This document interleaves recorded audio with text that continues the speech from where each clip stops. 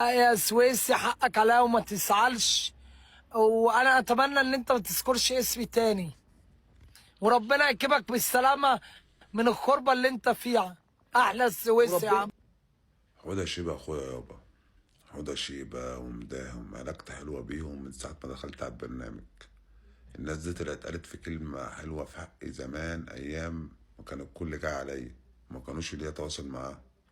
مدام الله يمسيه بالخير ويخرجه من الضيقة. عمر ما قال في حقي كلمة وحشة، ولو إني كنت ضده بتوع لايفات كان على طول يطلع يدعمني ويطلع يقول في حقي كلمة حلوة. حوده شيبة راجل جدع وليا تواصل معاه وشخص زي العسل. بحبه زي اخويا واقسم بالله وبعزه. فالناس دي تحترم. وكرام مشاكل.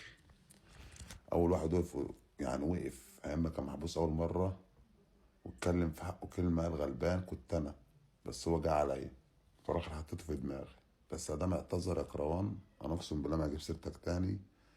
طول ما انت ماشي صح هتغلط، انا ما بسكتش على غلط. هتلاقي من حاجه حلوه وصح هتلاقي اول واحد يدعمك السويسي. فربنا يصلح حالك. كل سنه وانت طيب. مش هجيب سيرتك. سلام. حبيبي يا حودة. ربنا يفك ديتك يا مداهب.